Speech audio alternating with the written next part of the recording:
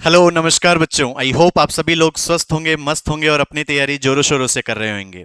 हम पढ़ रहे थे यूनिट जो कि अपनी थी यूनिट्स एंड मेजरमेंट, जिसके हमने 3 लेक्चर्स देख लिए। आज 4th लेक्चर को हम यहाँ पर पढ़ने वाले हैं। और पिछले लेक्चर में हमने देखा था बेटा डायमेंशन एंड डायमेंशनल फॉर्मूलाज बनाना हमने सीखा था। उसी क्लास को हम आगे बढ़ा रहे हैं और भी जो अपने डायमेंशनल फॉर्मूलाज हैं जो हमारी कहीं ना कहीं जेई में बार बार रिपीट होते हैं, उन क्वेश्चंस को हम यहाँ पर करने वाले हैं। हालांकि मैंने आपको यह भी बताया था जब भी आप इस यूनिट को पढ़ रहे होंगे तो 11th और 12th दोनों क्लास में मिलाकर जब आप पूरे चैप्टर्स कंप्लीट कर लेंगे तो हर चैप्टर में इसकी इंपॉर्टेंस आपकी बनी रहेगी। चलिए शुरू करते हैं आज की क्लास।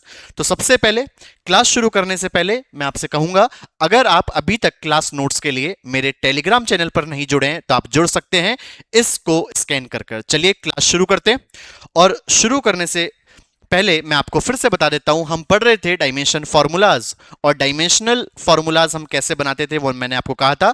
जो भी आपकी फंडामेंटल क्वांटिटीज होती है, फिजिकल क्वांटिटीज होती है, उनकी पावर कितनी आप रेस कर एक फिजिकल क्वांटिटी को डिटरमाइन करते हैं या बता रहे होते हैं, उसी को अपन बोलते हैं बेटा कौन, डायमेंशन। और स्क्वायर ब्रैकेट में अगर आप उनको लिख देंगे तो आप कहेंगे उसको डायमेंशनल फॉर्मूलाज। काफी हमने वहां पर देख लिया था।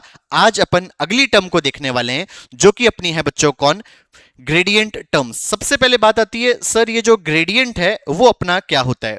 जब भी बच्चों आपको मिल जाए टर्म ग्रेडियंट तो इससे आप एक चीज फॉर ग्रांटेड ले सकते हैं, जो भी टर्म आपको मिले उसमें आप क्या कर देंगे, आप कर देंगे डिवाइड। किससे? Divide it by length. जब कभी भी आपको कोई भी चीज ग्रेडियंट बोल रहा है तो ग्रेडियंट का साफ सा मतलब है आप उसमें उसका करोगे क्या, लेंथ का डिवाइड। चलो शुरू करते हैं। सबसे पहली जो अपनी टर्म है वो आपके सामने यहां पर लिखी हुई है और वो है बच्चों कौन, वेलोसिटी ग्रेडियंट। सर आपने कहा वेलोसिटी ग्रेडियंट है तो टर्म तो मेरी होती बेटा कौन, वेलोसिटी। सर ग्रेडियंट अगर आ गया तो आप इसको क्या कर देंगे, डिवाइड बाय लेंथ कर देंगे। तो ये मेरी कौन हो गई, ये मेरी हो गई वेलोसिटी ग्रेडियंट। अब मैं बनाऊंगा कौन, इसका डायमेंशनल फॉर्मूला। डायमेंशनल फॉर्मूला आप कैसे बनाते हैं तो आपको याद होगा सर, जो भी हमारी क्वांटिटी है उसमें आप उसको फिजिकल क्वांटिटी के फंडामेंटल क्वांटिटी के रेस्पेक्ट में आप उसे रिप्रेजेंट करें और उनकी पावर्स को रेस कर लिख दें। जैसे मैंने पिछली क्लास में आपको बताया था, अगर मैं वेलोसिटी की यूनिट की बात करूं तो वो आपकी होती मीटर पर सेकंड, जिससे मुझे समझ में आया कि मीटर जो है वो मेरी है लेंथ, तो लेंथ की कितनी यूनिट है यहां पर 1। टाइम की एक यूनिट है नीचे लिखी हुई है तो ये मेरी कौन हो गई, टी की पावर -1 मैंने यहां पर लिखा। तो ये मेरी वेलोसिटी का डायमेंशनल फॉर्मूला हो गया। नीचे मेरी है लेंथ तो मैंने यहां पर लिखा बच्चों कौन, L1। तो अगर मैं डायमेंशनल फॉर्मूला देखूं किसका, वेलोसिटी ग्रेडियंट का, तो ये मेरा हो गया बच्चों कौन, सर L से आपका जो L है वो कैंसिल आउट होता तो ये आपका बना कौन, T-1। आई होप आपके दिमाग में सेट हुआ हो। फिर से समझे, अगर मेरे पास में जो है वो क्वांटिटी है बच्चों कौन, टेम्परेचर ग्रेडियंट। तो सर अभी अभी आपने बताया जो भी टर्म है वो आप लिखो। तो यहां पर मेरी टेम्परेचर थी तो मैंने लिखा बच्चों कौन, टेम्परेचर। सर ग्रेडियंट है तो इसका मतलब कौन है, आप डिवाइड कर दोगे उसको किससे बेटा, लेंथ से। तो मैंने यहां पर इसको जो है लेंथ से डिवाइड कर दिया। अब टेम्परेचर आपको याद हो गया होगा सर, ये जो है वो अपने आप में एक फंडामेंटल फिजिकल क्वांटिटी है जिसको आप K से लिखेंगे। तो मैंने यहां पर लिखा बेटा कौन, K की पावर 1। और नीचे जो है वो मेरी है लेंथ तो मैंने यहां पर लिखा L1। ऊपर जाएगी तो K की पावर तो 1 ही है, L की पावर जो है वो आपकी हो जाएगी -1। तो ये जो है वो मेरा कौन बना, डायमेंशनल फॉर्मूला बना टेम्परेचर ग्रेडियंट का। ऐसे ही अगर मैं बात करता किसकी, प्रेशर ग्रेडियंट की, तो आप यहां पर आते और आप लिखते प्रेशर। और अगर वो आपका कौन है, ग्रेडियंट है, तो आप उसमें डिवाइड मार रहे होते किसका, लेंथ का। तो इसीलिए मैंने यहां पर जो लेंथ का डिवाइड है वो कर दिया। अब सबसे पहले मुझे पता होनी चाहिए थी कि जो प्रेशर है उसका डायमेंशनल फॉर्मूला क्या होगा। क्या होता वो हमने ऐसे तो पिछली क्लास में देखा था, लेकिन फिर भी अगर आपको और ढंग से देखना है तो मैं एक बार इसको फिर से शॉर्ट में बता दे रहा हूं। सर हमें याद था कि जो प्रेशर है वो अपना होता है force per unit area. Sir अगर आप फोर्स के डायमेंशनल फॉर्मूला की बात करेंगे तो वो हमने पिछली क्लास में बनाया था, तो वो मेरा था बेटा कौन, M1 L1 T-2। सर कैसे, सर फोर्स होता है आपका ma, एम की अगर यूनिट देखें तो केजी, ए आपका होता है एक्सिलरेशन तो यूनिट होती है आपकी मीटर पर सेकंड स्क्वायर। तो एम ए के लिए मैंने केजी में ये रहा, मैं एक बार यूनिट लिख देता हूं ताकि आपको क्लैरिटी मिले। मैंने लिखा केजी मीटर पर सेकंड स्क्वायर, मास मेरी 1 यूनिट, लेंथ मेरी 1 यूनिट, टाइम मेरी नीचे है तो ऊपर जाने के बाद में कितनी यूनिट हो जाती, माइनस का 2 यूनिट। तो मैं इधर आया और प्रेशर की अगर मैं डायमेंशनल फॉर्मूला लिखूं तो ये मेरा बनता m1 L1 T -2। ये तो मेरा होता बेटा किसके लिए, फोर्स के केस में। अगर आप इसको डिवाइड और कर दें एरिया से तो एरिया की जो यूनिट है वो आपकी होती मीटर स्क्वायर। तो यहां पर आपका जो डायमेंशनल फॉर्मूला बनता वो बनता m1, यहां पर मेरा था L1, ऊपर जाएगा तो होता -2 +1 और -2 मिलकर मेरा होता -1, और T मेरा कौन हुआ बेटा, -2। अगेन समझ लो सर, मुझे चाहिए प्रेशर, प्रेशर होता है फोर्स अपॉन एरिया। फोर्स का डायमेंशनल फॉर्मूला होता है m1 L1 T -1। कहां से आया, पिछली क्लास में मैंने आपको समझाया था, स्टिल आपको देखना है। तो फोर्स आपका होता है ma, m मतलब मास, तो मास की यूनिट केजी, a मतलब एक्सीलरेशन की यूनिट मीटर पर सेकंड स्क्वायर। तो इधर यहां देखें तो मास की यूनिट कितनी है, 1, लेंथ की है 1, टाइम की नीचे 2 है, तो ये आपकी फोर्स की डायमेंशनल फॉर्मूला हो गया। नीचे एरिया की यूनिट होती मीटर स्क्वायर, लेंथ कितनी होती, इसमें 2 क्वांटिटी, ऊपर जाती तो आप समझ पा रहे होंगे सर -2 होता तो 1 -2 कितना हुआ, -1। ये मेरा डायमेंशनल फॉर्मूला बना बच्चों किसका, सर ये आपका बन गया प्रेशर का, जो कि मैंने यहां पर आपके लिए रिप्रेजेंट किया। अपॉन सर नीचे लिखा हुआ है लेंथ, तो मैंने यहां पर L का और जो है डिवाइड किया। तो अगर आप इसको देखें तो m तो है 1, L ऊपर जाती तो -1 आपके पास पहले से था, तो ये आपका होता -2, और t की पावर भी कौन होती बेटा, -2। तो ये आपका कौन बन गया, ये आपका बन गया प्रेशर ग्रेडियंट के लिए कौन फॉर्मूला। हमने अब तक 3 डायमेंशनल फॉर्मूलाज देख लिए, जिसमें सबसे पहला जो आपने देखा वो देखा वेलोसिटी ग्रेडियंट का, फिर आपने देखा टेम्परेचर ग्रेडियंट का, फिर आपने देखा प्रेशर ग्रेडियंट का, और ये कैसे बने आई होप आपको निकालने यहां पर आए हो। अगली अगर आप टर्म देखें तो वो आपके सामने जो लिखी हुई है वो है बच्चों कौन, वो है आपकी potential gradient, which mean sir आप पोटेंशियल लें और उसको डिवाइड मार दे किससे, लेंथ से, विच मींस आप पोटेंशियल निकालें और उसको डिवाइड मार दो बच्चों किससे, लेंथ से, तो वो आपका हो जाता कौन, पोटेंशियल ग्रेडियंट। अब पोटेंशियल की अभी तक हमने यूनिट नहीं निकाली, मैं आगे इसको निकाल रहा हूंगा, आप वहां से पोटेंशियल की डायमेंशनल फॉर्मूला को समझें। इधर लाने के बाद में लेंथ का जब आप डिवाइड मारकर यूनिट बना देंगे तो वो आपकी किसकी बन जाएगी बेटा, डायमेंशनल फॉर्मूला बन जाएगा पोटेंशियल ग्रेडियंट का। तो ये मैं आपको आगे समझा दूं, उसके बाद में आप इसको वापस करेंगे और इसका जो जवाब आए वो आप मुझे कमेंट कर रहे होंगे। इसके लिए मैं आगे बढ़ता हूं, और जो अगली मेरी क्वांटिटी है वो है बच्चों कौन, एनर्जी। अब बात आती है सर एनर्जी ग्रेडियंट मेरा क्या होगा, तो अगेन सर हम यहां पर लिखते एनर्जी और डिवाइड मार दे रहे होते बच्चों किससे, लेंथ से, तो ये मेरा बन जाता एनर्जी ग्रेडियंट। अब अगर आपको डायमेंशनल फॉर्मूला एनर्जी का याद है तो आप इसको बहुत जल्दी समझ पाओगे। Sir dimensional formula of energy अपना होता है m1 L2 T -2। सर कहां से आया, पिछली क्लास में मैंने आपको बताया था, वहां से आप वापस उसे देख सकते हैं। नीचे लिखा है लेंथ, तो मैंने यहां पर 1 यूनिट लिखी लेंथ की। जब आप इसको सॉल्व कर रहे हो तो ये आपका बनता m1, ढंग से देखिएगा, नीचे है 1, ऊपर जाएगा -1, 2 -1 आपका होता प्लस का 1, तो मैंने लिखा L1 और T कितना होता बेटा, -2। तो ये जो आपके सामने निकली वो निकली बेटा किसकी, डायमेंशनल फॉर्मूला एनर्जी ग्रेडियंट का। आई होप ये जो छोटी छोटी सी चीजें हैं वो आपके दिमाग में सेट हो रही हो। लास्ट जो मेरी टर्म है वो है बच्चों कौन, फोर्स ग्रेडियंट। तो सर अगर आप फोर्स ग्रेडियंट की बात करेंगे तो हमें क्वांटिटी मिली फोर्स, और वो आपकी है बच्चों कौन, ग्रेडियंट में। तो सर हम डिवाइड कर देंगे किसका, लेंथ का। अभी हमने देखा था सर जो फोर्स है उसकी डायमेंशनल फॉर्मूला होती है m1 L1 T -1, तो मैंने यहां पर लिखा m1 L1 T -1, sorry T -2। तो अगर मैं यहां पर देखूं नीचे लिखा हुआ है L1, तो अगर आप इसको सॉल्व कर रहे हैं तो आपको इसका भी जवाब मिल जा रहा होगा। सर ये L1 से L1 कैंसिल आउट होता, तो डायमेंशनल फॉर्मूला हमारा बनता m1 T -2। किसके लिए बनाया ये मैंने बनाया बेटा फोर्स ग्रेडियंट के लिए। तो आई होप ये जो छोटी छोटी सी चीजें हैं वो आपके दिमाग में सेट हो पा रही हो। मुझे नहीं लगता इसमें आप किसी भी चीज से परेशान हुए होंगे अगर आपने पिछली वीडियो या पिछली क्लास ढंग से रिवाइज करी है तो। चलिए आगे बढ़ते हैं और देखते हैं कुछ और हमारी टर्म्स, जिसमें सबसे इंपॉर्टेंट यहां पर मैंने रिलेशन आपके सामने लिखा है। और बच्चों सबसे इंपॉर्टेंट कोई रिलेशन है तो वो यही है। हालांकि जब आप क्लास 12th में पहुंचेंगे और हमारा चैप्टर करंट इलेक्ट्रिसिटी या उसके साथ में एसी को पढ़ लेंगे तो इनके बारे में आपको ज्यादा क्लैरिटी हो जाएगी। अभी के लिए आप प्लीज याद करें, जब कभी भी हम R इंटू सी की बात करें, सर यहां पर R कौन है बच्चों? यहां पर R से मतलब है आपका रेजिस्टेंस। रेजिस्टेंस। यहां जो C है उससे मतलब है बच्चों कौन? कैपेसिटेंस। और जो यहां पर L लिखा हुआ है उसका मतलब है बेटा कौन? इंडक्टेंस। अभी के लिए सिर्फ और सिर्फ आप इसको याद कर कर चलें।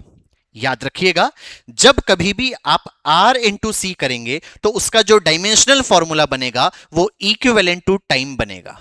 सर टाइम का जो डायमेंशनल फॉर्मूला है वो अपना होता T1, इसलिए मैंने यहां पर लिख दिया T1। यही नहीं, अगर मैं एक और क्वांटिटी की बात करूं, विच मींस अगर मैं L अपॉन R की बात कर लूं तो इसका भी जो डायमेंशनल फॉर्मूला है वो इक्विवेलेंट टू टाइम ही बनेगा। प्लीज अभी के लिए आप इस चीज को याद कर रहे होंगे क्योंकि ये सबसे इंपॉर्टेंट चीज है बेटा। तो अभी के लिए आप इसको क्या करें? याद करें कि जब कभी भी हमसे ये चीज पूछ ली जाए क्या कि अगर मैं R इंटू सी कर दूं या L बाय R कर दूं तो इनका जो डायमेंशनल फॉर्मूला है इक्विवेलेंट टू टाइम होगा। आगे बढ़ते हैं। आगे जो है वो हम देख रहे हैं कुछ इंपॉर्टेंट टर्मिनोलॉजीज जिसमें हमारी डेफिनेशंस वगैरह काफी यूज हो रही होगी, तो उनको भी आप प्लीज ढंग से समझना। उससे पहले हमारे पास में यहां पर जो सबसे पहली जो टर्म लिखी हुई है वो लिखी हुई है करंट, और करंट रिलेटेड जो भी हमारी इंपॉर्टेंट डायमेंशनल फॉर्मूलाज हैं उनको देखते हैं, जिसमें से काफी हमने यहां पर डिस्कस भी किया। सबसे पहले जो हमारी बनती वो बनती बेटा कौन? Electric current. अगर मैं करंट की ही बात करूं तो ये तो अपने आप में खुद एक फंडामेंटल फिजिकल क्वांटिटी है, तो आप इसको लिखते बेटा कौन? A1। लेकिन अगर मैंने लिखा होता कौन? चार्ज। अगर मैंने लिखा होता कौन? चार्ज। तो अगर हम बात करें बच्चों चार्ज की तो शायद आपको याद हो सर जो करंट है वो आपका होता था चार्ज पर यूनिट टाइम, तो यहां से चार्ज इज इक्वल टू आपका हो गया बेटा कौन? I into T. सर आप ऐसे चेंज क्यों करते हैं? मैंने पिछली क्लास में ढंग से बताया था क्या कि सर हमारे पास में सिर्फ फंडामेंटल फिजिकल क्वांटिटीज जो थी वो थी अपने पास 7 इन नंबर, तो उनके टर्म्स में हमें बनाना होता है सारी चीज, इसीलिए मैंने यहां पर इसका हेल्प लिया। तो अगर आप अब इसका डायमेंशनल फॉर्मूला देखें तो वो आपका कौन बन जाएगा? सर करंट है 1 यूनिट तो मैंने लिखा बेटा A1, टाइम है सर 1 यूनिट तो मैंने यहां पर लिखा बेटा कौन? T1। ये आपके सामने कौन बन गया? चार्ज का डायमेंशनल फॉर्मूला बन गया। ऐसे ही अगर मैं एक और टर्म की देखूं तो वो मेरी है बच्चों कौन? पोटेंशियल। इलेक्ट्रिक पोटेंशियल कहें, इलेक्ट्रिक पोटेंशियल डिफरेंस कहें, या बच्चों अभी के लिए मैं यहां पर वोल्टेज भी लिख दे रहा हूं। आपने अभी अभी क्लास 10 पास करी है और उसमें आपको याद होगा जो आपका पोटेंशियल है वो होता था बच्चों कौन? Work done per unit charge. Work done per unit charge. तो अगर मैं यहां पर इसको सॉल्व करूं तो वर्क की यूनिट क्या होती है वो हमें याद हो गई होगी, हमने पिछले लेक्चर में भी देखा और अभी अभी मैंने आपको बताया भी था। इसका डायमेंशनल फॉर्मूला आपका होता है m1l2t-2। और अगर मैं बात करूं चार्ज की तो चार्ज अभी अभी आपने बनाया जो कि आपका था बच्चों कौन? A1T1। तो अगर आप इसको सॉल्व करें तो ये आपका कौन निकल कर आया? तो आप कहते सर ये अपना होता m1l2, t ऊपर जाता तो -1 तो ये होता t की पावर -3 और होता बेटा कौन? a की पावर -1।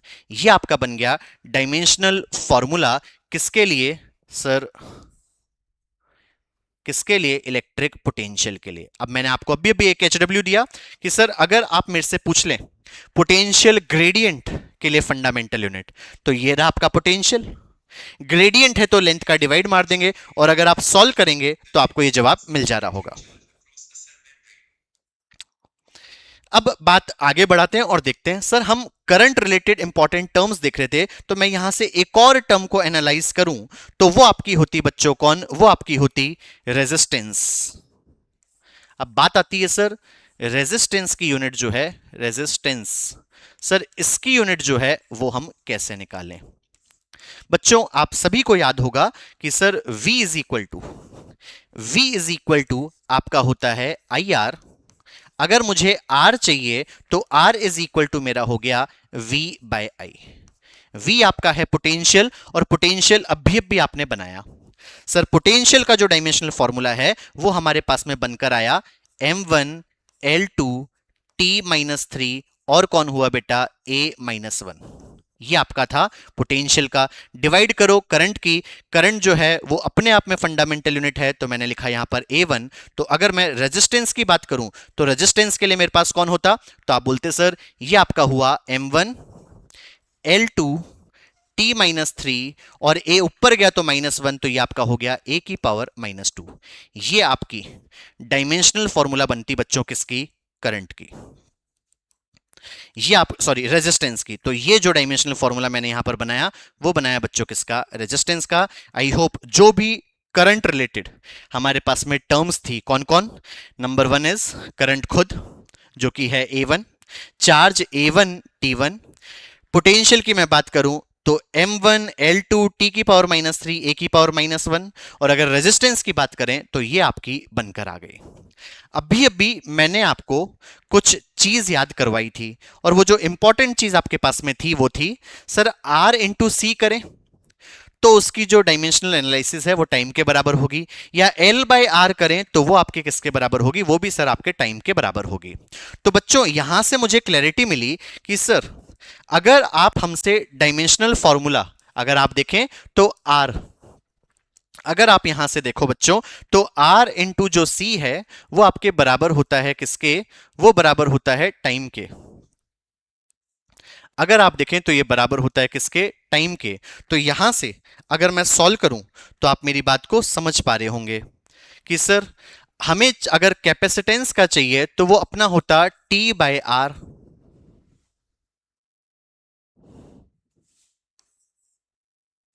T/R। तो यहां पर ढंग से समझना सर, ये आपने लिखा C इज इक्वल टू, एक सेकेंड बेटा थोड़ा सा लेग मार जा रहा है, थोड़ा सा वेट करते हैं 1 मिनट, फिर से समझे। सर R इंटू सी को अगर आप ऑब्जर्व करें तो ये बराबर है T1 के। सर अगर कैपेसिटेंस की बात है तो हम यहां पर लिखते हैं T1, और जो फंडामेंटल मतलब सॉरी डायमेंशनल फॉर्मूला जो हमने बनाया रेजिस्टेंस का, जो कि आपने इधर बनाया, उसको मैं लिख दे रहा हूं, कौन है M1L2T-3। तो मैंने इधर लिखा M1,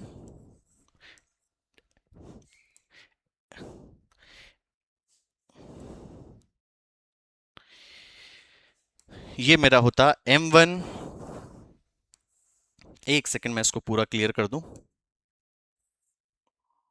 ये बच्चों मैंने यहां पर लिखा M1L2T-3, और ये मेरा कौन होता A⁻²। अभी मैंने बनाया था, मैं आपको वापस दिखा दे रहा हूं। यहां पर देखिए M1L2T-3 और A⁻², ये मैंने यहां पर बनाया। तो अगर मैं आपसे कभी भी कैपेसिटेंस का पूछ लूं तो कैपेसिटेंस का भी आप यहां से बनाकर ला सकते थे। सर ये आपका बन गया कैपेसिटेंस का, जो कि किसके बराबर होता, C is equal to, sir M ऊपर गया तो ये हुआ आपका M⁻⁻1, L ऊपर गया तो L⁻², T ऊपर गया तो पावर होता बेटा +3, एक पहले से है तो ये अपना हो गया बेटा 4, और A की पावर आपकी कितनी हो गई, +2।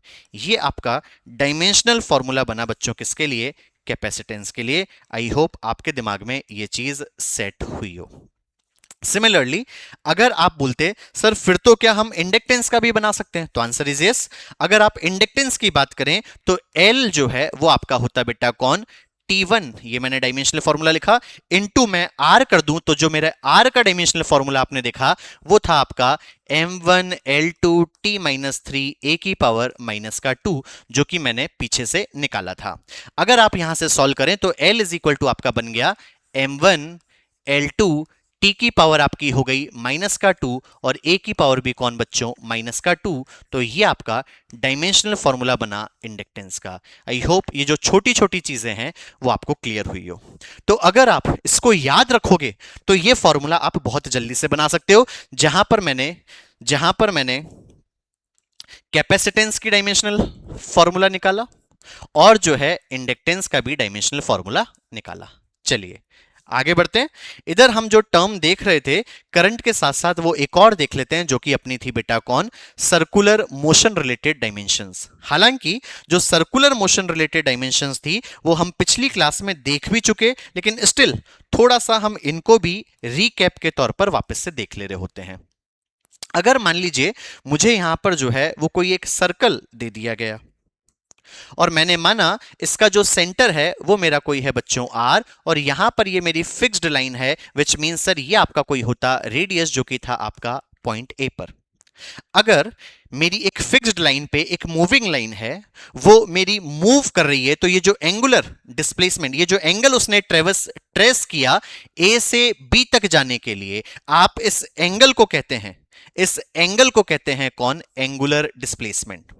तो सबसे पहली जो टर्म मेरी यहां बनी वो बनी बच्चों कौन, कि सर ये एंगुलर डिस्प्लेसमेंट जो है वो क्या होता है। तो मैंने इसको लिखा बेटा थीटा। अब सर ये एंगुलर डिस्प्लेसमेंट आपका एंगल ही तो है, तो ये तो आपने एकदम बेसिक वाली क्लास में हमें बताया था कि जो एंगल है, या मैथ्स में भी आपने क्लास 10 में पढ़ा होगा, सर जो एंगल है वो अपना होता है आर्क लेंथ, ये मैंने लिखा बच्चों कौन आर्क लेंथ, अपॉन कौन, अपॉन रेडियस। तो अगर आप यहां पर डायमेंशनल फॉर्मूला इसका देखें तो आप कहते सर लेंथ, आर्क लेंथ के लिए होता L1, रेडियस के लिए भी अपना होता बेटा कौन L1। तो अगर मैं इसको सॉल्व करूं तो इसकी कोई भी मेरी डायमेंशनल फॉर्मूला नहीं बनती। आई होप ये चीज आपके दिमाग में सेट हुई हो। कैसे नहीं बनी वो आप खुद समझ गए होंगे, क्योंकि हमने पहले भी देखा हुआ है, स्टिल मैंने आपको एक बार और समझा दिया। अब अगर मैं यहां से देखूं तो एक और मेरी टर्म अराइज होती है और वो मेरी है एंगुलर वेलोसिटी। तो इसलिए मैंने यहां पर लिखा एंगुलर वेलोसिटी। अब बात आती है सर ये एंगुलर वेलोसिटी क्या होती है।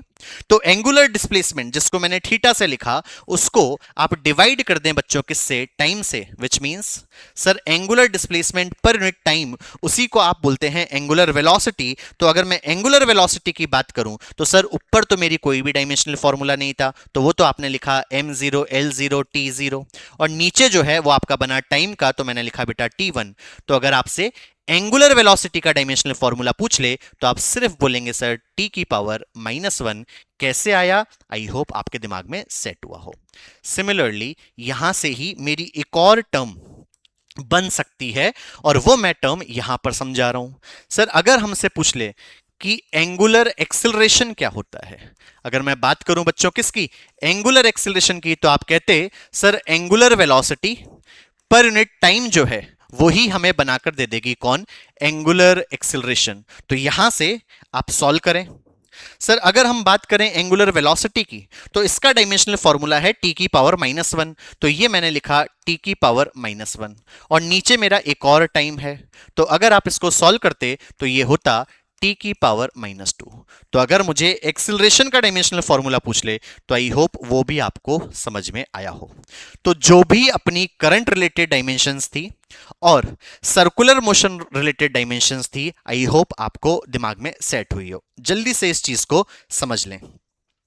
आगे बढ़ते हैं और देखते हैं अपनी अगली चीजें जो कि है आपके सामने इधर की तरफ। सर अगर हम और यहां से चीज बात करें तो हमारे पास में पहली जो टर्म है वो है बच्चों कौन, ग्रेविटेशनल कांस्टेंट। अब इसको निकालने के लिए थोड़ा सा बेसिक आपको आना चाहिए था, जो कि आपने क्लास 9th में पढ़ा हुआ होगा। अगर मान लीजिए मेरे पास में यहां पर दो ऑब्जेक्ट्स थे और इनके जो मासेस है वो कोई m1 m2 थे, और मान लीजिए इन दोनों के बीच की जो डिस्टेंस है वो आपकी थी बच्चों कौन, r। तो आप सभी लोग जानते हैं कि सर इन दोनों के बीच में एक ग्रेविटेशनल फोर्स ऑफ अट्रैक्शन जो है वो लग रहा होगा। और अगर आप इस फोर्स की बात करें तो ये जो फोर्स है हमने क्लास 9th में पढ़ा हुआ है, डायरेक्टली प्रोपोर्शनल होता है प्रोडक्ट ऑफ देयर मासेस के। और इनवर्सली प्रोपोर्शनल होता है square of distance between them. अगर आप इन दोनों इक्वेशन को कंबाइन करते तो f डायरेक्टली प्रोपोर्शनल आपका होता बच्चों कौन, m1 m2 अपॉन कौन बेटा r स्क्वायर। अब यहां से आपकी काम की बात जो है वो निकल कर आ रही है। सर अगर आप यहां पर प्रोपोर्शनलिटी का साइन हटाते थे तो हमारा कांस्टेंट आता था और वो आता था बच्चों कौन, कैपिटल जी। ये जो कैपिटल जी ही है उसी को तो आप कौन बोलते हो, उसी को तो आप बोलते हो बेटा कौन, ग्रेविटेशनल कांस्टेंट। विच मींस हमसे इस ग्रेविटेशनल कांस्टेंट जो कैपिटल जी है उसका डायमेंशनल फॉर्मूला पूछा गया है। तो सर अगर आप इसको थोड़ा सॉल्व करें तो ये आपका होता m1 m2 अपॉन कौन r स्क्वायर। सिंस मुझे g की वैल्यू चाहिए तो g इज इक्वल टू मेरा हो गया, g इज इक्वल टू मेरा हो गया f into r square upon कौन बेटा, m1 m2। आई होप ये छोटी सी चीज आपको समझ में आई। अब एक काम की बात, सर अगर आप यहां से इसका फॉर्मूला बना ले, सॉरी एसआई यूनिट बना लें या यूनिट बना लें तो हम आराम से डायमेंशनल फॉर्मूला बना सकते हैं। तो अगर मैं बात करता बच्चों किसकी, फोर्स की, तो फोर्स होता है F is equal to m a, m की बात करें तो केजी, एक्सिलरेशन की बात करें तो मीटर पर सेकंड स्क्वायर, इनटू आर की बात करें तो मीटर स्क्वायर, अपॉन कौन हो गया बेटा, नीचे दो बार मास है तो मैंने लिखा केजी स्क्वायर। अगर इतनी चीज आपको समझ में आई तो आप आराम से इसकी यूनिट बना सकते हैं। सर कैसे, इस चीज को समझने की कोशिश कीजिएगा। सर अगर आपको जी की चाहिए वैल्यू तो यहां से सर एक केजी से कटता, केजी को आप लिखते m1 से, m1 ऊपर जाता तो ये आपका होता बच्चों कौन, m की पावर -1। फिर से समझना, सर ये मीटर है, ये मीटर है, मीटर क्यूब होता, लेंथ की यूनिट है तो आप यहां पर l की पावर 3 लिखते। अगेन यहां जो नीचे है वो टाइम है और उसकी पावर है 2, ऊपर जाने पर आप उसको क्या लिखते बेटा, t की पावर -2। तो ये जो बना आपका वो कौन है, डायमेंशनल फॉर्मूला है बच्चों किसका, g का। आई होप आपके दिमाग में ये सेट हुआ हो। मैं एक बार और समझा दे रहा हूं। अगर मेरे पास में दो ऑब्जेक्ट्स हैं जिनके मासेस m1 m2 हैं और उनके बीच की जो डिस्टेंस है वो आपकी r है, तो उनके बीच में जो लगा गया फोर्स है वो डायरेक्टली प्रोपोर्शनल होता है product of their masses, inversely proportional होता है square of distance between them. अगर आप इनको मर्ज करें तो ये बनता, प्रोपोर्शनलिटी का साइन अगर आप हटाते तो कांस्टेंट आता आपका कौन, capital G, which is gravitational constant. याद रखिएगा जो छोटा जी आता था वो आपका होता है एक्सेलरेशन ड्यू टू ग्रेविटी, यहां पर कैपिटल जी है वो आपका होता है ग्रेविटेशनल कांस्टेंट। तो अगर मैं जी की बात करूं तो आर स्क्वायर इधर गया तो ये हुआ एफ आर स्क्वायर और m1 m2 नीचे आया। फोर्स आपका होता है F is equal to m a, m मतलब मास की यूनिट केजी, ए एक्सिलरेशन की यूनिट मीटर पर सेकंड स्क्वायर, डिस्टेंस का स्क्वायर है तो मैंने लिखा मीटर स्क्वायर, नीचे है मास 1 मास 2 तो मैंने लिखा unit KG into KG, KG square. एक केजी से एक केजी लिखा, नीचे एक केजी है, ऊपर जाएगा तो केजी की पावर -1 विच मींस मास की यूनिट वो पावर -1। लेंथ की बात करूं तो मीटर और मीटर स्क्वायर आपका होता कौन, मीटर क्यूब, तो यहां से एल क्यूब लिखा और टाइम जो है वो आपको नीचे लिखा हुआ था तो ये आपकी डायमेंशनल फॉर्मूला फॉर कौन बन जाता, ग्रेविटेशनल कांस्टेंट। आई होप ये चीज समझ में आई हो। तो यहां से मुझे दो चीज और ध्यान रखनी है कि सर अगर आप किसी का भी डायमेंशनल फॉर्मूला बनाना चाहते हैं तो उसके लिए मुझे उसके बेसिक चीजें जो है वो पता रहे, और अगर यूनिट में वहां से कन्वर्ट कर लूं तो बहुत आसानी से मैं वो बना ले जाऊंगा। आगे बढ़ते हैं और अगली जो टर्म है वो है बच्चों कौन, फ्रीक्वेंसी। अगर आपको याद हो तो आप फ्रीक्वेंसी की मैं बात करूं तो आप कहते थे सर 1/t, टी यहां पर टाइम पीरियड है, सर हम उसी को कहते थे बेटा कौन, फ्रीक्वेंसी। अगर आप यहां पर फ्रीक्वेंसी की यूनिट की बात करें तो इसकी जो यूनिट है वो या तो आप कहते थे बेटा कौन, हर्ट्ज, या आप कहते थे बेटा कौन, और सर टाइम की यूनिट सेकंड ऊपर जाएगा तो ये आपका होता था बच्चों कौन, सेकंड इनवर्स। तो सर अगर हमसे डायमेंशनल फॉर्मूला पूछ ले तो तुम खुद यहां पर बना ले गए होंगे कि सर नीचे t की पावर 1 है, ऊपर जाने पर ये हो जाता t की पावर -1। एकदम आसान सी चीज थी, तो ये मेरा कौन बन गया, डायमेंशनल फॉर्मूला। आगे बढ़ते हैं और देखते हैं बच्चों कौन, अब अपना है प्लैंक्स कांस्टेंट। अब प्लैंक्स कांस्टेंट हम यहां कहां से निकालते हैं, तो उसके लिए एक बेसिक सा एनर्जी का रिलेशन आपको, या तो जब आपने chapter light reflection and refraction पढ़ा होगा तो वहां पर सर ने आपको बताया होगा जो एनर्जी है वो आपकी होती है E is equal to h nu, जहां पर ये जो ई है वो आपकी है बच्चों कौन, एनर्जी। एनर्जी, ये जो H है वही आपका होता था बच्चों कौन, प्लैंक्स कांस्टेंट, जिसकी वैल्यू से अभी मुझे मतलब नहीं है क्योंकि अभी सिर्फ अपन डायमेंशन या डायमेंशनल फॉर्मूलाज पे काम कर रहे हैं। और जो ये न्यू है वो आपकी होती थी बच्चों कौन, फ्रीक्वेंसी। तो यहां पर आराम से बातें पकड़ें। सर हमें जो है वो तो फॉर्मूला बनाना है, तो अगर मैं बात करूं H की तो H इज इक्वल टू आपका होता E by nu, which means frequency. बस वैल्यू पुट कर दो और इसका आराम से डायमेंशनल फॉर्मूला आप बना ले जाएंगे। तो sir H is equal to, energy की बात करें तो डायमेंशनल फॉर्मूला हमारा होता है m1 L2 T-2। ये बात हुई मेरी एनर्जी की। नीचे लिखा हुआ है फ्रीक्वेंसी, उसका अभी अभी आपने बनाया कौन, T की पावर -1, तो ये मैंने लिखा T की पावर -1। अगर आप इसको सॉल्व करें तो ये मेरा बनता कौन, सर यहां पर है m1 तो आपने लिखा m1, फिर आगे लिखा हुआ है L2 तो मैंने लिखा L2, फिर t की पावर -1 ऊपर जाने पर +1, -2 +1 जो है वो आपका होता t की पावर -1। ये आपका डायमेंशनल फॉर्मूला बन गया बच्चों, किसके लिए, सर ये हमारा बन गया प्लैंक्स कांस्टेंट के लिए। तो आई होप फॉर्मूला अगर पता हुआ तो वहां तक जाने में आपको ज्यादा दिक्कत नहीं होगी। चलिए आगे बढ़ते हैं। अगर मैं अब देखूं तो यहां पर जो मेरी चीज लिखी हुई है, एक सेकंड बच्चों, चलो यहां पर जो अगली जो है वो है मेरी टर्म कौन बेटा, speed of light in terms of permittivity and permeability. Permittivity और परमिएबिलिटी होती क्या है, जब आप क्लास 12th में पहुंचेंगे तो इलेक्ट्रोस्टैटिक्स जब आप चैप्टर पढ़ेंगे तो वहां से आपको क्लैरिटी मिलेगी परमिटिविटी के बारे में, और जब मैग्नेटिज्म वाली यूनिट पढ़ेंगे तो वहां पर आपको पता चलेगा परमिएबिलिटी के बारे में। अभी के लिए हम इनके रिलेशंस को देखते हुए इस चीज को देख लेंगे। सर हमें स्पीड ऑफ लाइट निकालनी है इनकी टर्म्स में, हम उसको बाद में देखते हैं, पहले इन टर्म्स को जो है वो फ्री कर लेते हैं। अगर बच्चों मैं बात करूं परमिटिविटी की, तो इस परमिटिविटी को आप ढंग से समझो। सर अभी अभी आपने हमें बताया था कि अगर हमारे पास में दो ऑब्जेक्ट्स हैं और उनके मासेस गिवन थे तो कुछ फोर्स लग रहा था जो आप लिख रहे थे F is equal to g m1 m2 upon r square. अगर मान लीजिए मेरे पास में दो चार्जेस दे दिए गए हैं, उनके चार्ज आपके पास में हैं Q1 Q2, और उन दोनों के बीच की जो डिस्टेंस है वो आपके पास में कौन है बेटा, वो है आपकी R। तो बच्चों जब भी आप स्पेस में दो चार्ज रखेंगे तो उन दोनों चार्ज के बीच में एक फोर्स ऑफ अट्रैक्शन या रिपल्शन लगेगा। अगर मैं यहां पर देखूं तो दोनों मेरे पॉजिटिव चार्ज हैं, तो इस पर Q1 के कारण फोर्स इधर और इस पर Q2 के कारण जो फोर्स है वो मेरा लगता इधर की तरफ। जब हम चार्जेस के रेस्पेक्ट में बात करते हैं तो जो ये फोर्स है वो डायरेक्टली प्रोपोर्शनल होता है प्रोडक्ट ऑफ चार्जेस के, और इनवर्सली प्रोपोर्शनल होता है square of distance between them के। जैसे उधर मास का गेम था, इधर चार्ज का गेम है।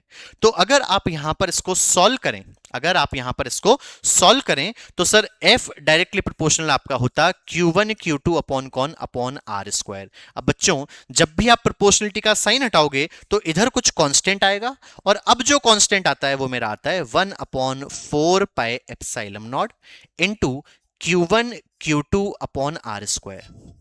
अब ढंग से बात समझिएगा, आर स्क्वायर। अब यहां पर ढंग से बात आप समझने की कोशिश कीजिएगा।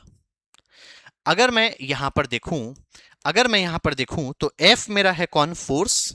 ये जो आप देख रहे हो जो कि आपके सामने लिखा हुआ है, जो कि आपके सामने लिखा हुआ है बच्चों कौन, 1/4 पाई, ये मेरा है एक नंबर। और जब भी आप बात करते हो नंबर की तो वो आपकी कौन होती है, वो आपकी dimension, dimension less, dimension less quantity होती है। विच मींस जो भी आप नंबर देखते हैं उनकी कभी भी ना यूनिट होगी और ना ही बेटा उनका कोई डायमेंशन बनेगा। और जो ये आप एप्सिलॉन नॉट यहां पर देख रहे हैं, इसी को आप बोलते हैं बच्चों कौन, परमिटिविटी। इसी को आप बोलते हैं परमिटिविटी। परमिटिविटी का मतलब आप समझ तो क्लास 12th में पाएंगे, लेकिन अब भी आप समझ सकते हैं।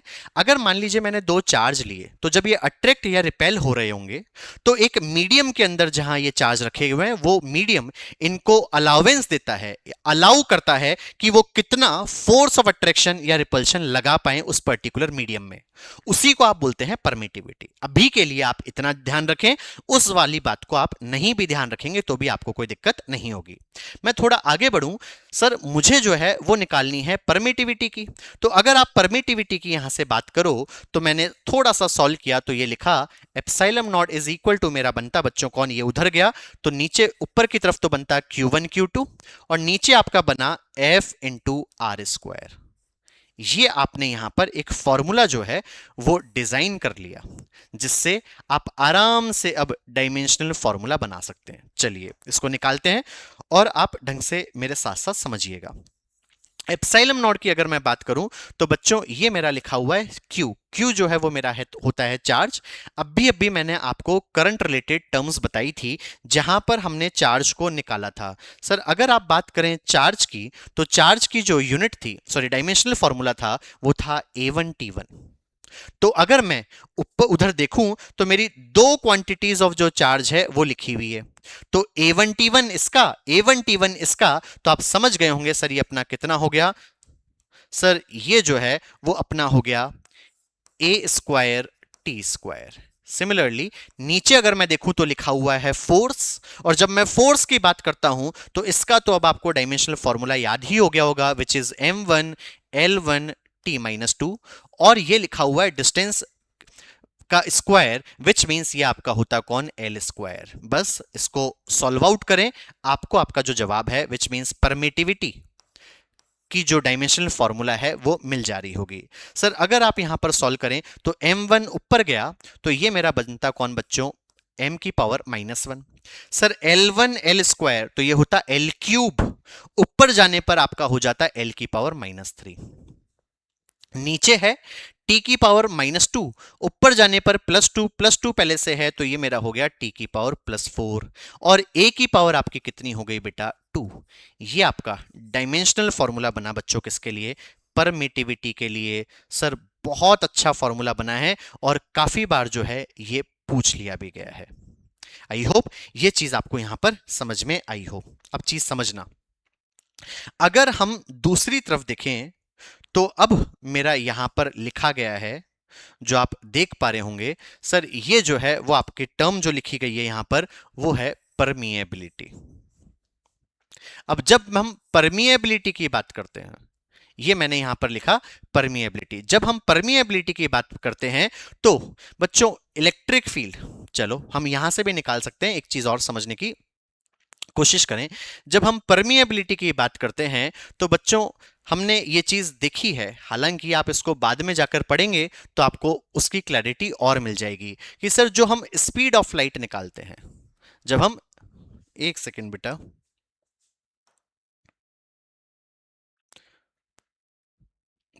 चलिए करते हैं।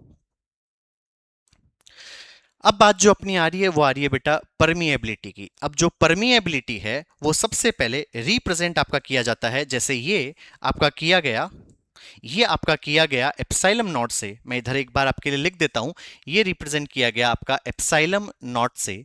वैसे ही जब आप परमिएबिलिटी की बात करते हैं तो ये आपका लिखा जाता है म्यू नॉट से। सबसे पहली चीज तो आपको ये पता रखनी है। अब यहां से चीज समझने की कोशिश कीजिएगा। अगर हम बात करें बेटा स्पीड ऑफ लाइट की, तो वो आपकी जो होती थी वो है c, और ये आपका होता है 1/√, एप्सिलॉन नॉट इंटू कौन बेटा, म्यू नॉट। सर ये कहां से आया, आप सभी को याद होगा speed of light in air या वैक्यूम जो होती है वो होती है 3 × 10⁸ मीटर पर सेकेंड। तो जब आप इन कांस्टेंट्स की वैल्यू रखकर सॉल्व करते थे, वो वहां से ही c which mean speed of light को बनाकर देता था। तो हम इसका फायदा उठाकर आराम से इसकी वैल्यू जो है वो बना सकते हैं। सर कैसे, अगर मैंने इस इक्वेशन को दोनों तरफ स्क्वायर किया, विच मीन्स मैंने लिखा squaring both sides, squaring both sides. तो जैसे ही आप दोनों तरफ यहां पर स्क्वायर करेंगे तो आपको मिलता C square is equal to 1 upon con epsilon naught into con beta into mu not.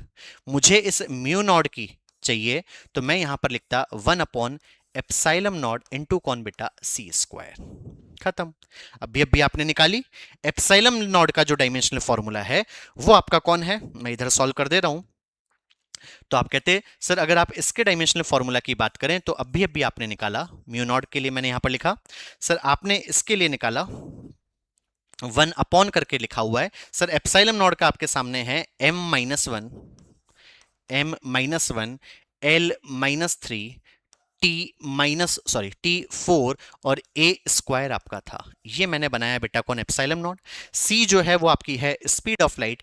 Speed की अगर आप बात करें तो स्पीड का डायमेंशनल फॉर्मूला आपको याद होगा, यूनिट होती है आपकी मीटर पर सेकेंड, तो ये आपका होता L1 t-1। अगर मुझे स्क्वायर करना है क्योंकि वहां पर c स्क्वायर है तो ये आपका होता L स्क्वायर टी की पावर -2। बस सॉल्व कर दें, जो भी जवाब होगा वो आपको यहां पर मिल जाएगा। तो मैं फटाफट से म्यू नॉट को सॉल्व कर लिख रहा हूं, सॉल्व कर मैं लिख रहा हूं ताकि आप इस बात को समझ जाएं। ये देखिए ये मैंने यहां पर लिखा sir mu naught is equal to जो आपका बनता सर m की पावर -1 है, ऊपर जाएगी तो ये होती बेटा m की पावर +1, नीचे है l की पावर -3 +2 तो ये होता -1, ऊपर जाने पर आपका कितना होता बेटा +1। ऐसे ही t की पावर 4 -2 होता प्लस का 2, ऊपर जाने पर आपकी होती t की पावर -2 और a की पावर ऊपर जाने पर होती -2 -2। ये आपका कौन बन गया, डायमेंशनल फॉर्मूला बन गया बच्चों किसके लिए। चलो इसको मैं स्क्वायर ब्रैकेट में नहीं रखता हूं, यहां पर ही मैं इसको टिक मार देता हूं। आई होप आप इस चीज को याद रखेंगे। तो यहां से आपको दो रिलेशंस भी याद रहे और साथ ही साथ में ये निकालना भी आए, विच मींस अगर आप आज की क्लास को देखें तो कहीं ना कहीं सारे जो डायमेंशनल फॉर्मूलाज मैंने बनाए वो पूरे प्योरली किस पर बेस्ड है बेटा, प्योरली वो आपके बेस्ड है बेटा अगर आपको थोड़ी बहुत टर्म्स आएगी। सर अभी के लिए प्लीज आपको याद करना ही पड़ेगा ताकि आप बेटर व्यू के साथ में इस चैप्टर को समझ पाए। सेम क्वेश्चन अगर आप आगे जाकर देखेंगे, कभी अगर आपके पास मॉड्यूल हो या आप पीवाईक्यूज को लगा रहे हो तो वहां पर आपको साफ मिलेगा कि ये क्वेश्चन जो है जेई मेंस में मैच द कॉलम के रूप में काफी बार पूछ लिया गया है। आगे बढ़ते हैं और देखते हैं अपनी अगली टर्म्स जो कि अपनी है बेटा कौन, सरफेस टेंशन, फोर्स ग्रेडियंट और स्प्रिंग कांस्टेंट। सिंपल सिंपल सी चीजें हैं, फटाफट हम इनको खत्म करते हैं। ये मेरा लिखा हुआ है बच्चों कौन, सरफेस टेंशन। सर आपने पिछली ही क्लास में बताया था कि जो टेंशन है वो कोई और नहीं फोर्स ही होता है। तो यहां पर अगर मैं सरफेस टेंशन की बात करूं तो वो मेरा होता है बेटा कौन, force divide by length.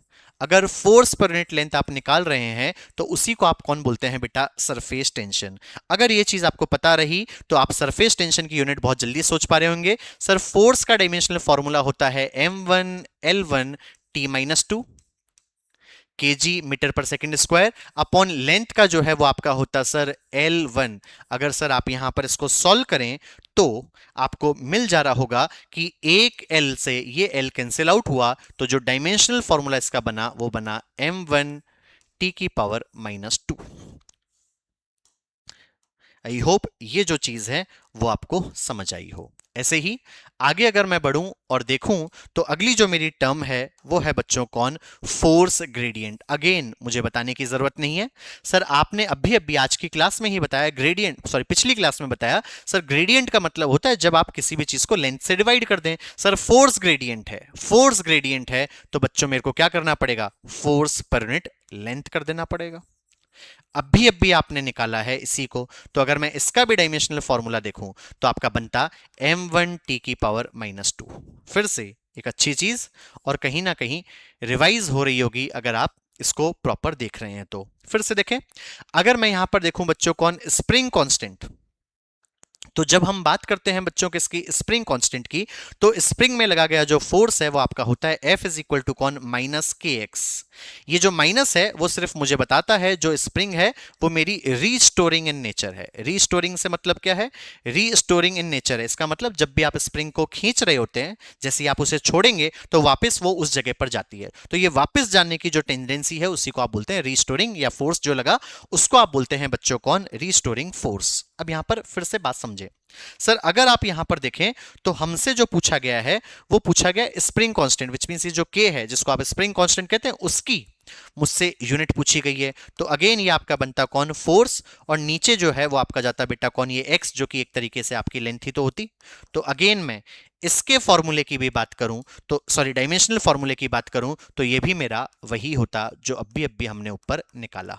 I hope सारी जो क्वांटिटी है वो आसान आसान थी और सीधी बेस्ड थी, तो इसलिए आप यहां पर समझ पा रहे होंगे कि सर इन सब की जो डायमेंशनल फॉर्मूला आपका बनता है इन सभी का वो आपका सेम बनता, और वो आपका कितना होगा बेटा, m1t-2।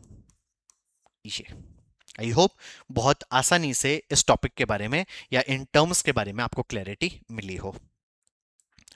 आगे देखते हैं, और इस बार जो हमारे पास में यहां पर जो टर्म्स रखी गई है वो अपने पास में कौन कौन है बेटा, वो है strain, Poisson's ratio, refractive index, dielectric constant, friction, sorry coefficient of friction, relative permittivity, angle या solid angle. Angle, solid angle, इनके बारे में आप आराम से समझ चुके हैं और जो कि हमने पहले कर भी लिया। यहां से रिफ्रैक्टिव इंडेक्स जो है वो आपने देखी, वो आपने देखा हुआ है क्लास 10th में, ठीक है। अगर आप इन तीन की और इन सबको ऑब्जर्व करें तो एक चीज हमारे दिमाग में जानी चाहिए कि जो भी ये टर्म्स आपकी लिखी गई है वो लिखी गई है बेटा कौन, यूनिटलेस क्वांटिटीज। कौन लिखी गई है बच्चों, यूनिट, माय मिस्टेक, यूनिट जो है वो इन सब की होती है। ये जो सारी है वो आपकी है, दो की होती है बच्चों। ये है कौन, आपकी डायमेंशन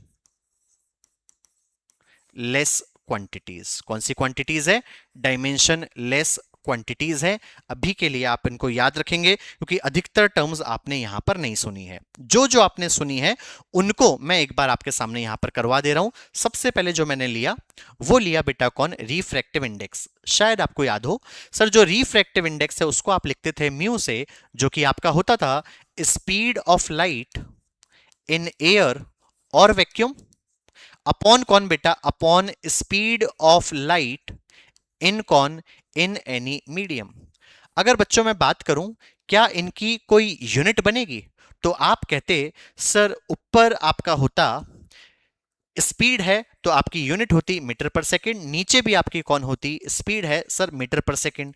अगर आप इनको देखते तो ये एक दूसरे को कैंसिल आउट कर देते तो इनकी कोई भी यूनिट आपकी नहीं बनती। अगर मुझे बताओ जब आपकी यूनिट ही नहीं बनी, अगर मेरी क्वांटिटी यूनिटलेस है, यूनिट लेस है, तो जब यूनिट ही नहीं बनी तो क्या मेरी डायमेंशन बनेगी? तो आंसर इज कि सर ये जो मेरी क्वांटिटी है वो कौन है, वो है सर मेरी dimension less quantity, dimension less quantity. I hope ये चीज आपके दिमाग में रहे। फिर से देखो सर, अगर हम बात करें एंगल की तो उससे क्या हो, तो मैं कहता बेटा एंगल के बारे में आपको याद होगा, एंगल जो है वो आपका होता है arc length, arc length upon कौन बेटा, अपॉन रेडियस। काफी बार हम कर चुके। तो सर यहां से अगर देखें तो लेंथ की यूनिट मीटर, रेडियस की भी मीटर, मीटर मीटर कट जाते। तो अगेन अगर आप यहां पर देखो तो ये जो टर्म है वो मेरी कौन है बेटा मैं इसको अगर देखता तो यहां से मीटर मैंने लेंथ ली, तो इनकी जो यूनिट है वो कट जा रही होती, तो यहां से फिर से ये जो मेरी क्वांटिटी बनती वो मेरी कैसी बनती बेटा, डायमेंशन लेस, डायमेंशन लेस। लेकिन एक काम की बात जिसके लिए मैं आपको ये बताना चाह रहा था वो ये, बच्चों क्या ये मेरी क्वांटिटी यूनिटलेस है क्या? तो answer is no, it is not unitless. Sir कैसे? बच्चों आपको याद होगा जब हम एंगल की यूनिट की बात करते थे तो वो आपकी होती है बच्चों रेडियन। तो एक चीज आपको ये भी समझ में आनी चाहिए, ऐसा नहीं ऊपर वाले एग्जाम्पल से आपने देखा कि जो आपकी यूनिटलेस क्वांटिटीज होती है वो डायमेंशनलेस तो होती ही होती है, ये तो आप फॉर ग्रांटेड ले सकते हैं। लेकिन जो आपकी ऐसी क्वांटिटीज जो कहीं ना कहीं आपकी कौन हो बेटा, आपकी यूनिटलेस नहीं है, लेकिन वो डायमेंशनलेस बिल्कुल हो सकती है, विच मींस डायमेंशनलेस क्वांटिटीज हमारी यूनिट रख भी सकती है और नहीं भी। सर कैसे? अगर रिफ्रैक्टिव इंडेक्स की बात करूं तो वो आपकी एक यूनिटलेस क्वांटिटी है, तो डायमेंशनलेस भी है। लेकिन अगर आप बात करें एंगल की, उसकी यूनिट होती है, लेकिन क्या वो डायमेंशन रखती है? तो आंसर इज नो। चीज समझ में आई? इससे आप अपने दिमाग में एक चीज और रखेंगे, मैं भी आपको बताता हूं। पहले आप इस सॉलिड एंगल को और देख लीजिए। अगर हम बात करें बच्चों सॉलिड एंगल की, तो सॉलिड एंगल आप लिखते थे ओम से, ओमेगा से, और ये आपका होता था बच्चों कौन? एरिया अपॉन कौन? अपॉन रेडियस का स्क्वायर।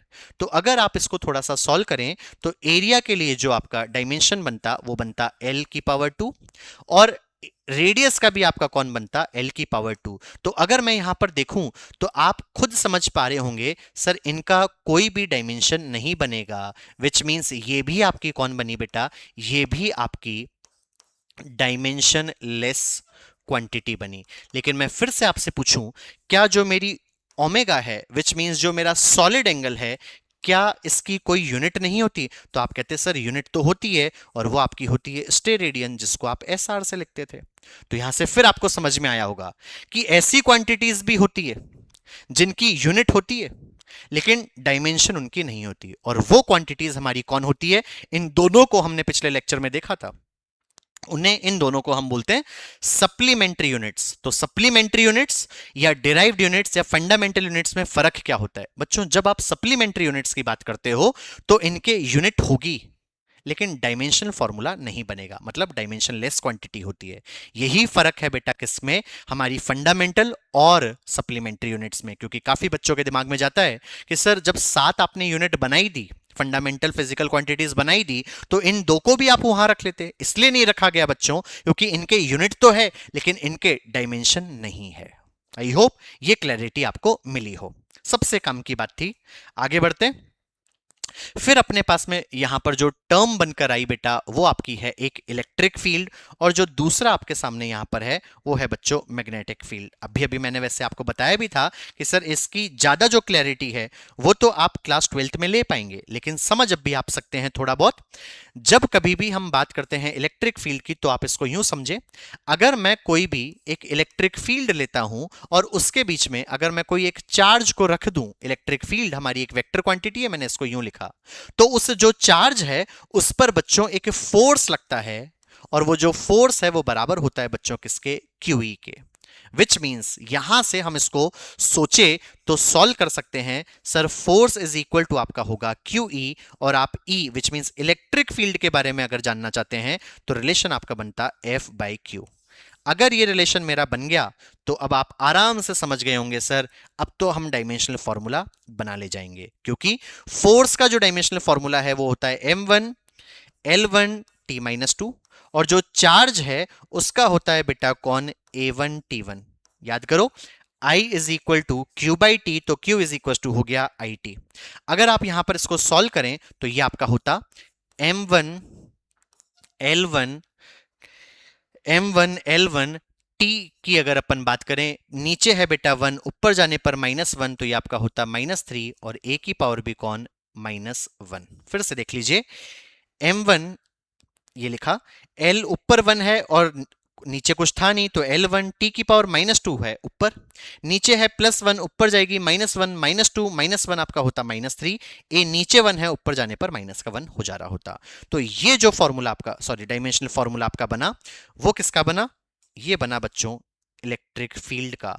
तो यहां से ये इलेक्ट्रिक फील्ड का भी हो गया, विच मीन सर आप कहीं ना कहीं इस चैप्टर को क्या क्लास 12 से भी रिलेट करते जा रहे हैं बच्चों? बिल्कुल, क्योंकि जब जब हमारा चैप्टर बनेगा, कोई भी चैप्टर हो फिजिक्स में, तो उनकी यूनिट बनेगी, तो यूनिट अगर बनी तो कहीं ना कहीं बेटा उनके डायमेंशनल फॉर्मूलाज भी बनेंगे, तो वहां पर तो आप समझेंगे ही, लेकिन यहां पर फिर से मैंने आपको बता दिया। ऐसे ही अगर हम बात करें बच्चों किसकी? मैग्नेटिक फील्ड की, तो एक चीज मैं आपको बता देता हूं, जब भी आप वेलोसिटी की बात करते हैं तो वेलोसिटी का जो है वो आपकी इलेक्ट्रिक फील्ड और मैग्नेटिक फील्ड के रेशियो के बराबर होता है, which means V is equal to आपका होता है E/B। सर कहां से आया? अगेन मैं आपको कहूंगा क्लास 12th में चैप्टर यूनिट मैग्नेटिज्म में आप इसको देखेंगे।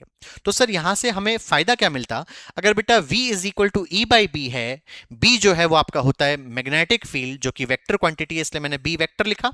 सर ये कैसे हुआ वो मैं आपको अगली यूनिट में पढ़ाऊंगा कि जो वेक्टर्स वगैरह हैं वो क्या होते हैं। तो यहां से अगर आप B की बात करें तो B इज इक्वल टू आपका कौन हो गया बेटा, फिर से थोड़ी सी गलती, फिर से समझे, अगर मैं B की बात करूं तो ये मेरा कौन हो गया, तो आप कहते हैं सर ये आपका हो गया E बाई वी। अब भी हमने इलेक्ट्रिक फील्ड का डायमेंशनल फॉर्मूला बनाया जो कि आपके सामने लिखा हुआ है। कौन बच्चों, मैं एक बार लिखता हूं, सर ये हमारा है m1 l1 t-3 और a की पावर आपकी है -1। सर नीचे अगर आप देखें तो है वेलोसिटी, वेलोसिटी की यूनिट होती है मीटर पर सेकेंड, विच मींस मीटर से एक लेंथ आया, टाइम आपका कौन हो गया -1। फटाफट से आप इसको सॉल्व करें तो यहां से आपको मैग्नेटिक फील्ड जो है उसका डायमेंशनल फॉर्मूला मिल जाएगा। सॉल्व करता हूं तो ये होता m1, l से l कैंसिल आउट हुआ, t -1 है, ऊपर जाने के बाद में प्लस, तो ये आपका होता है t की पावर -2 और a की पावर आपकी कौन होती -1। आई होप आप इसको समझ पाए हो। ये मेरा फॉर्मूला इसका बन गया। देख लीजिए, फिर से मैं आपको दिखा देता हूं एक बार। सर अगर आप यहां पर देखें तो E के बारे में आपके पास था m1 l1 t-3 a -1 लिखा, मीटर पर सेकेंड तो टी की पावर -1 लिख दी, एल से एल कटा तो m1 टी, -3 ऊपर है, नीचे है -1, ऊपर जाएगा +1, -3 +1 आपका होता -2 और a की पावर -3। ये आपका इलेक्ट्रिक फील्ड और मैग्नेटिक फील्ड बन गया। मतलब काफी हद तक हमने 12th वाली जो टर्म्स हैं वो भी इधर की इधर ही फ्री कर दी। अब जो अभी मैं 2 से 3 टर्म्स लेकर आया हूं वो अगेन आपको मिलेगा बेटा किसमें, हमारे 11th के चैप्टर में, 11th क्लास के चैप्टर्स में, जो कि आप बुक 2 में पढ़ेंगे। अगर हम बात करें बच्चों किसकी, बोल्ट्जमान कांस्टेंट की, तो बोल्ट्जमान कांस्टेंट जो है वो कहीं ना कहीं एनर्जी से एक रिलेशन रखता है। फॉर्मूला क्या है वो तो हम बाद में देख ही लेंगे। Sir E is equal to जो है वो आपका होता है K, आप यूं लिखते हैं B K B T, जहां पर मैं आपको समझा देता हूं, ये जो मैंने लिखा बच्चों कौन K, ये आपका होता है कौन, बोल्ट्जमान कांस्टेंट। सर यहां पर E जो है वो कौन है, तो इधर मैंने बताया E जो है वो आपकी है एनर्जी, K आपका है बोल्ट्जमान कांस्टेंट और जो T है वो आपका है बच्चों कौन, टेम्परेचर। बस अगर ये चीज आपको समझ में आ गई तो आप आराम से सोच पा रहे होंगे सर K जो है वो हमारा होता E by T. Sir E आपकी है एनर्जी, एनर्जी का डायमेंशनल फॉर्मूला हमारा होता है m1 l2 t-2।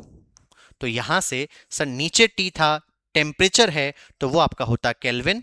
तो ये मेरा K की अगर आप बात करो तो वो कौन बन गया, तो आप कहते sir m1 l2 t-2 K की पावर -1। आई होप ये जो डायमेंशनल फॉर्मूला है वो आपको बनाना आया हो। ये मैंने यहां पर बना दिया। चलिए, आई होप ये जो छोटी छोटी सी चीजें हैं वो आपके दिमाग में सेट हो रही हो। थोड़ा मैं इसको इधर खिसका देता हूं ताकि आप समझ जाओ। चलिए, अब बात आती है बच्चों कौन, कोफिशिएंट ऑफ विस्कोसिटी। फिर से जब हम विस्कस फोर्स पढ़ेंगे किसमें, जब हम देखेंगे बुक 2 के चैप्टर्स में, तो वहां पर आप विस्कस फोर्स का एक रिलेशन देखेंगे। F इज इक्वल टू आपका होता है 4 पाई नीटा आर वी, ये मैंने लिखा नीटा आर वी। सर वो 4 पाई बच्चों, जो 4 और वो पाई है वो तो आपके नंबर हैं, और अभी अभी मैंने आपको बताया जो भी अपने नंबर्स होते हैं उनके डायमेंशनल फॉर्मूलाज नहीं बनते, इसलिए मैंने अभी के लिए आपको कहा आप इस फॉर्मूले को अपने दिमाग में याद रखें।